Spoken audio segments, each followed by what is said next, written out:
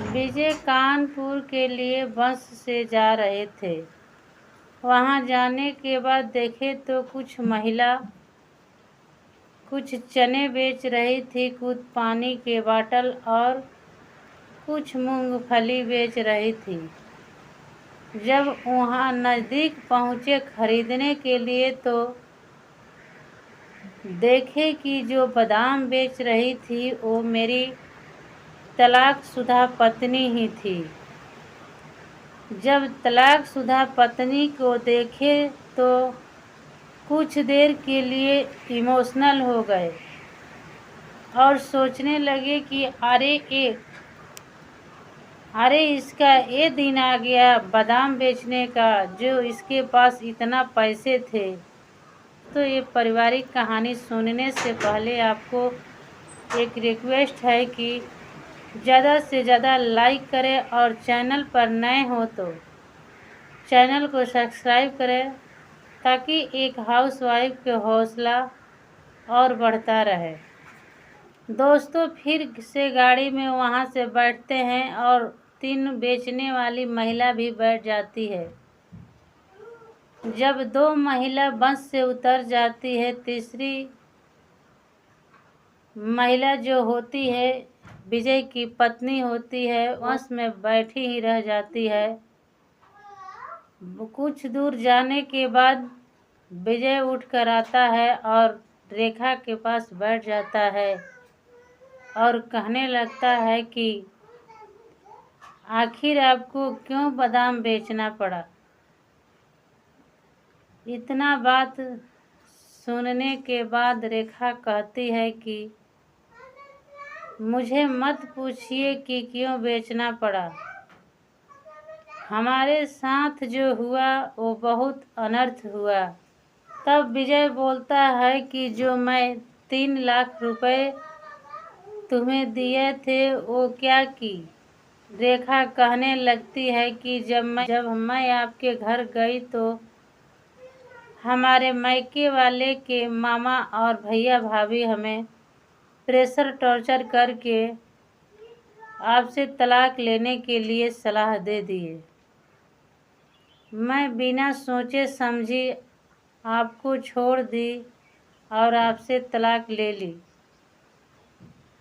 और जो आप 3 लाख रुपए मुझे दिए थे खाने पीने के लिए या कोई बढ़िया बिजनेस करने के लिए, वो पैसा जब मैं घर लेकर आई तो मेरे भाई भौजाई ने वो पैसा को ले लिए और मुझे मार कर घर से निकाल दिए।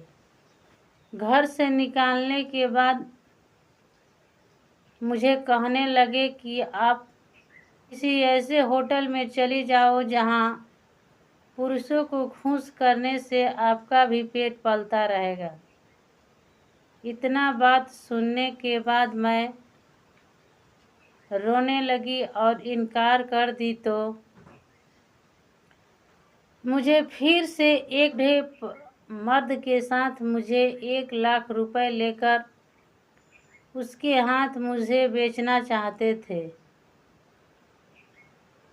जब वो बात मैं सुनी तो अपने अड़ोस पड़ोस के औरतों जो बेच रही थी बाजार जाकर उनसे राय मसौदा करने के बाद मैं बिना कहे सुने घर से निकल गई और उन्हीं के साथ मैं एक रेलवे स्टेशन के बगल में रूम लेकर अपना बादाम बेचना शुरू कर दी। बादाम बेचने के साथ साथ अपने किसी तरह पेट पालती थी और पेट पालने के साथ साथ अपनी ज़िंदगी भी गुजारती थी। लेकिन आपका तो मेरे पास न फ़ोन नंबर था कि आपसे ये बात कहूँ और आपसे माफ़ी मांगकर आपके घर चली जाऊँ। इतना बात सुनने के बाद रेखा कहती है कि मैं आपके साथ जाना चाहती हूँ। विजय कहने लगता है कि ऐसा बात नहीं है, आज तो मैं तुझे नहीं ले जाऊंगी, लेकिन 1 दिन बाद मैं अपने भाभी के मायके जा रहा हूँ। वहाँ पर उनके माताजी का तबीयत खराब है। ठीक है, जो ये बादाम ली हो इसको बेच दो और 2000 रुपया ये लो, अपने क्वार्टर पर जाकर रहो और मेरा फ़ोन नंबर ले लो और मुझसे बात करना। उसके बाद विजय चला जाता है अपने भाभी के मायके। वहाँ के लोगों को जाकर समाचार लेता है। वहाँ के लोग खुशल मंगल रहते हैं। जब 2 दिन बीत जाता है तो विजय के पास रेखा फ़ोन करके विजय को बुलाती है और अपने कमरे में ले जाने के लिए कहती है। तो विजय कहने लगता है कि आखिर आपके मायके वाले के हरकतें और आपकी हरकत तो बहुत गलत थी। क्या ये सब मैटर ठीक हो गया? तभी रेखा पांव पकड़कर रोने लगती है कि मुझे ना समझ आया, मैं दूसरे के बहकावे में आकर आपसे मैं डिवोर्स ले लिया।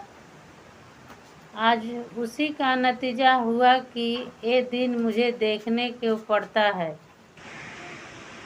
इतना बात सुनने के बाद विजय रेखा के कमरे में जाता है। तभी रेखा पूछने लगती है कि आखिर बताइए, आपके माता पिता और भाई भौजाई का क्या हाल है?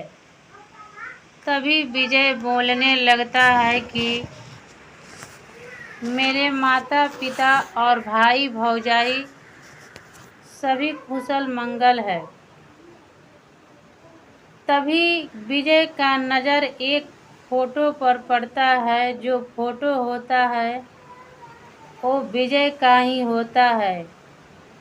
उस पे रोज रेखा फूल चढ़ाती थी, जिसे विजय को ये महसूस होता है कि तलाक तो हो गई थी, लेकिन मुझे आज भी रेखा प्यार करती है।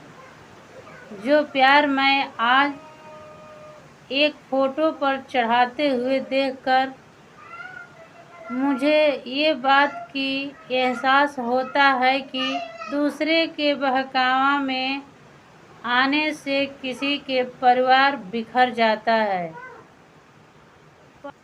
इतना बात सुनने के बाद विजय ले जाने के लिए तैयार हो जाता है। तभी विजय अपने मायके फ़ोन लगाता है अपने माता पिता और भाई भौजाई के पास। सभी फ़ोन पर बात करते हैं और कहने लगते हैं कि बहू को आज ही लाओ, अभी ही लाओ। इतना बात जब रेखा सुनती है तो फूट फूट कर रोने लगती है कि हमें ससुराल वाले आज भी याद करते हैं। रोते देखकर विजय ने कहने लगता है कि इतना दुख होने का ज़रूरत नहीं है। तुझे तो मैं उस दिन भी नहीं छोड़ा था और आज भी नहीं छोड़ रहा हूँ। लेकिन फिर पर विजय भाड़े पर रूम जो ली थी उनका हिसाब फाइनल दे देता है और हिसाब कराकर वहाँ से छुट्टी लेकर रेखा को घर लाता है। रेखा को घर लाकर उसके परिवार वाले बहुत खुश होते हैं और अपने माता पिता सास ससुर को सेवा करती है और अपने परिवार में घुल मिल जाती है और अपने पति से भी मिलकर रहने लगती है। दोस्तों, इस कहानी से हमें यही होता है कि अगर लड़की के घर वाले ज़्यादा समझ दिखाने लगते हैं तो यही दशा होती है कि लड़की के घर टूटने में ज़्यादा देर नहीं लगती है। वैसे तो 4 लोग जहाँ होते हैं तो कुछ न कुछ बातें होती रहती है, लेकिन फिर भी न समझ होते हुए भी लड़की के घर तोड़ देते हैं और बर्बाद करके छोड़ देते हैं। दोस्तों, जो एक कहानी है, एक पारिवारिक कहानी है। इस कहानी को सुने और समझे कि कैसे एक परिवार को मिलाकर रखा जाता है, और इस कहानी के साथ साथ किसी को न रुलाना है और न किसी को दिल को दुखाना है। दोस्तों, इस कहानी को सुनने के बाद एक प्यारा सा कमेंट अवश्य करें कि विजय ने जो रेखा के साथ किया वो गलत किया कि सही।